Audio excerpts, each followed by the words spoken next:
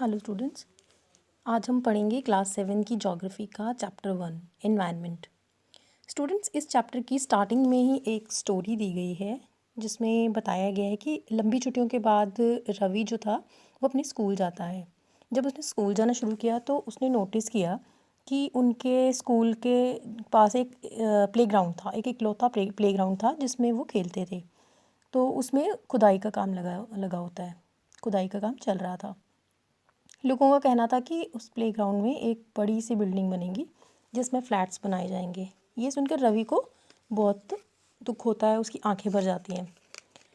तब उसे महसूस हुआ कि इस प्लेग्राउंड की सॉफ्ट ग्रास, मैरीगोल्ड के फ्लावर्स और तितलियाँ वगैरह जो थी वो हमेशा के लिए चली जाएंगी। उसने अपनी ये सारी फीलिंग्स जो थी अपने फ्रेंड्स के साथ शेयर की।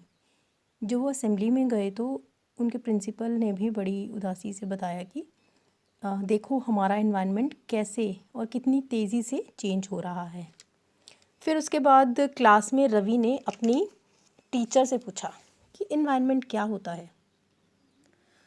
टीचर ने कहा कि जो भी चीज़ें आप अपने आसपास देखते हो, अपनी सराउंडिंग्स में देखते हो, वो ही एनवायरनमेंट है। तभी रवि ने थोड़ा सोचा और फिर कहा कि हमारी स्कूल बिल्डिंग, टेबल्स, चेयर्स और साथ में ओपन फील्ड, रोड और जो गार्बेज है या कचरा है और हमारे फ्रेंड्स, ये सभी एनवायरनमेंट का ही एक पार्ट है।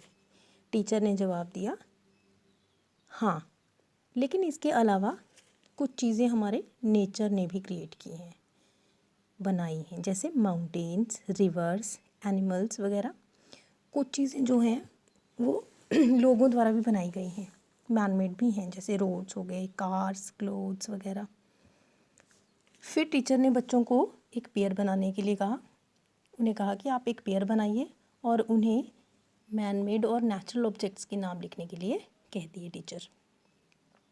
रवि, परमजीत, जस्सी, मुस्तफ़ा और आशा सभी लिस्ट बनाने के लिए बड़े एक्साइटेड होते हैं। फिर इकबाल पूछता है कि आखिर हमारा एनवायरनमेंट क्यों बदल रहा है। टीचर कहती है कि ये सब हमारी बढ़ती ज़रूरतों की वजह से हो रहा है। हमारी नीड्स, हमारी डिमांड्स दिन ब दिन बढ़ती जा रही हैं, इसलिए कई बार हम अपनी नेचुरल सराउंडिंग्स को, अपने वातावरण को अपनी ज़रूरतें पूरी करने के लिए डिस्ट्रॉय कर देते हैं। उसके बाद आगे एनवायरनमेंट की डेफिनेशन बताई गई है।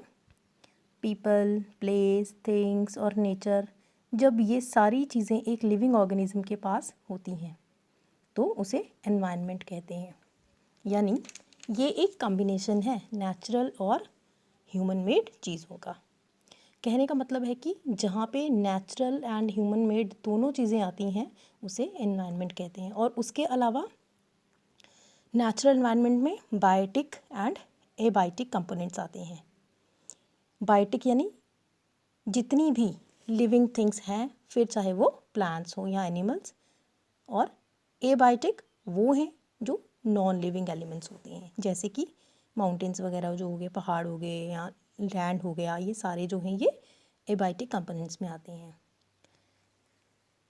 ह्यूमन एनवायरनमेंट जो है उसमें फैमिली, इंडिविजुअल, सोसाइटी, कम्युनिटी वगैरह जो है वो सब आते हैं। आप इस पिक्चर में देख सकते हैं कि इसमें बताया गया है कि नेचर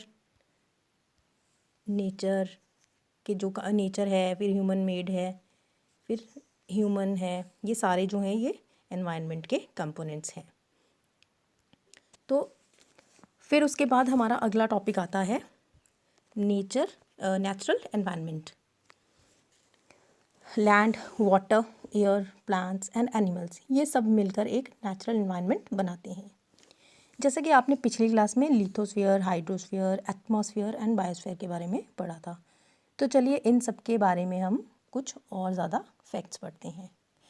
सबसे पहले आता है लिथोस्फीयर। लिथोस्फीयर यानी लैंड। हमारी अर्थ की एक टॉप लेयर है, ऊपरी परत है जो सॉलिड फॉर्म में है या ठोस फॉर्म में है। ये परत रॉक्स और मिनरल से बनी हुई है और इसकी ऊपरी सतह जो है, ऊपरी परत जो है वो बहुत पतली है। लिथोस्फीयर इरेगुलर है, यानी जो कभी भी अर्थक्वेक, लैंडस्लाइड या फिर सुनामी वगैरह से चेंज होता जाता है। हमारा जो लैंड है, लिथोस्फीयर जो है वो हमेशा चेंज होता रहता है इन सब चीज़ों से। और इस पर माउंटेन्स वगैरह जो हैं, प्लेट्यूज वगैरह, प्लेन्स वगैरह, वैली वगैरह होती हैं।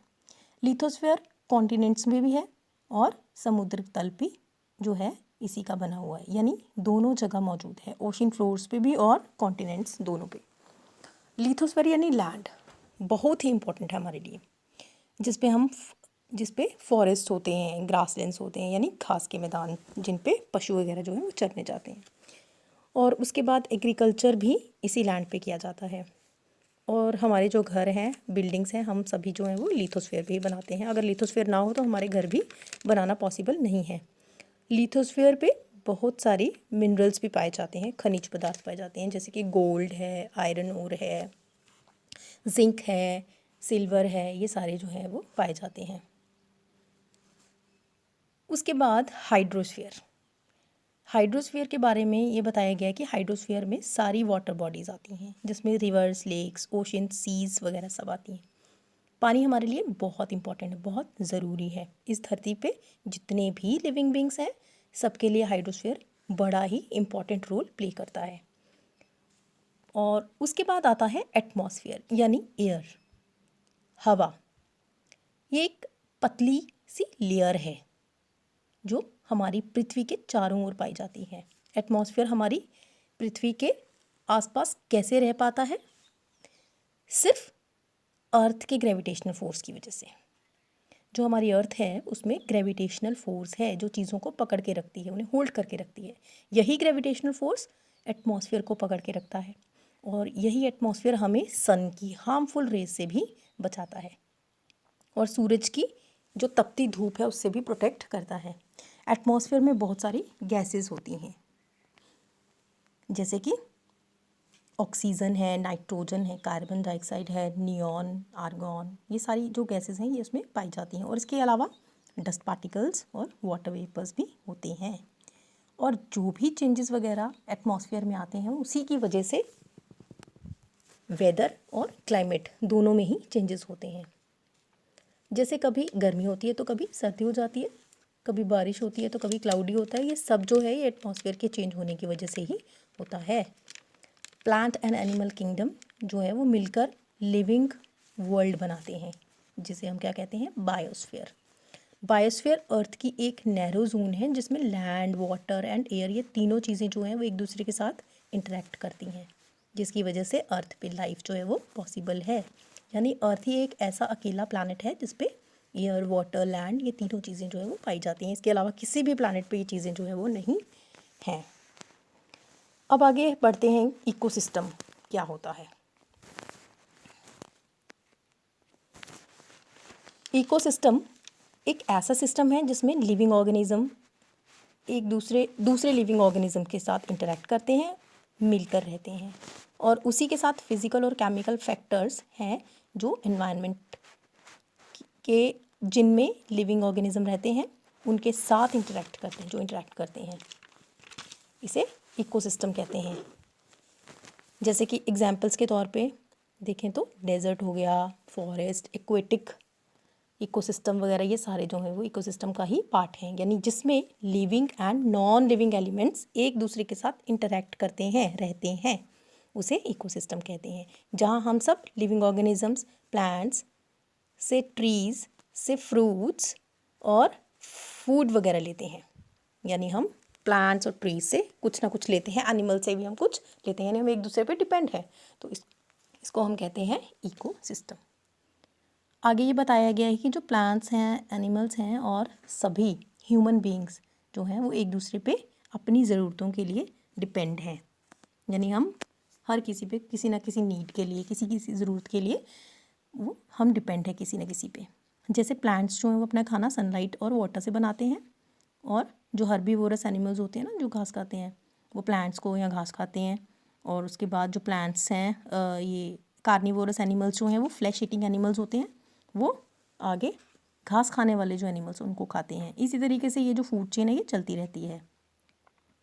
लिविंग ऑर्गेनिजम्स का आपस में और उनकी सराउंडिंग्स के साथ जो रिलेशनशिप बनता है ना, उसी को हम इकोसिस्टम कहते हैं। इकोसिस्टम के एग्जांपल्स आपको मैंने पहले भी बताई हैं, जैसे कि रेन फॉरेस्ट हैं, ग्रासलैंड्स हैं, डेजर्ट है, mountains, lakes, river, ocean, even कि एक छोटा सा पॉन्ड जो है वो भी इसमें आ सकता है। हमारा अगला टॉपिक है ह्यूमन एनवायरनमेंट। ह्यूमन बीइंग अपने वातावरण के साथ, एनवायरनमेंट के साथ इंटरेक्ट करता है सिर्फ अपनी नीड्स को पूरी करने के लिए, उन्हें पूरा करने के लिए उसे मॉडिफाई भी करता है। जो अर्ली ह्यूमन बीइंग था या आदि मानव था, उसके बारे में हमने क्लास 6 में पढ़ा था। तो उसने भी अपने आप को एनवायरनमेंट में ढाल लिया था, यानी नेचर के साथ उसने रहना सीख लिया था। जो अर्ली मैन था वो बड़ी सिंपल लाइफ जीता था और अपनी सारी ज़रूरतें जो थी वो प्रकृति से, नेचर से पूरी करता था। जैसे जैसे टाइम गुजरता गया ज़रूरतें बढ़ती गईं और धीरे धीरे ह्यूमन बीइंग ने कुछ नए तरीके सीख लिए नेचर को यूज़ करने के, उसे चेंज करने के। फिर उसने फसल लगाना, एनिमल्स को पालना और एक सेटल्ड लाइफ जीना शुरू कर दिया। उसके बाद उसने पहिया यानी जो व्हील था उसकी इन्वेंशन की, ज़्यादा अनाज पैदा करने लगा वो। फिर बाटा सिस्टम भी आ गया। अब बाटा सिस्टम क्या होता है? बाटा सिस्टम जो था, जैसे कि पहले जो था, पहले के ज़माने में मनी या करेंसी नहीं होती थी, पैसे नहीं होते थे। तब सभी लोग जो थे वो चीज़ों की अदला बदली करते थे। जैसे कि किसी को अगर गेहूँ चाहिए और दूसरे को अगर चावल चाहिए तो दोनों आपस में गेहूँ और चावल को एक्सचेंज कर लेते थे। इसी सिस्टम को बाटा सिस्टम कहते थे। तो ये सिस्टम भी आ चुका था तब। फिर ह्यूमन बीइंग ने व्यापार करना भी सीख लिया, धीरे धीरे ट्रेड करना भी उसने सीख लिया। फिर कुछ समय के बाद इंडस्ट्रियल डेवलपमेंट हुई। इंडस्ट्रियल डेवलपमेंट से क्या हुआ, जो चीज़ें पहले धीरे धीरे बनाई जाती थी हाथों से, अब वो मशीन से बनने लगी, यानी मशीन्स जो थी उससे चीज़ों की प्रोडक्शन बहुत बढ़ गई। ट्रांसपोर्ट सिस्टम जो था वो भी डेवलप हो गया, यानी जब व्हील आ गया तो गाड़ियाँ बनना भी शुरू हो गई, जिनसे एक जगह से दूसरी जगह पे सामान लेके जाना या लोगों को जाना जो था वो आसान हो गया, ईजी हो गया। इन्फॉर्मेशन में रेवोल्यूशन की वजह से कम्युनिकेशन और आसान और ज़्यादा फास्ट हो गई, यानी आज हम देश के किसी भी कोने में बैठ के किसी से भी फ़ोन पे बात भी कर सकते हैं और उसे देख भी सकते हैं। तो इसके साथ ही हमारा जो है चैप्टर एनवायरनमेंट वो ख़त्म होता है। मिलते हैं आपसे नेक्स्ट वीडियो में एक नए चैप्टर के साथ।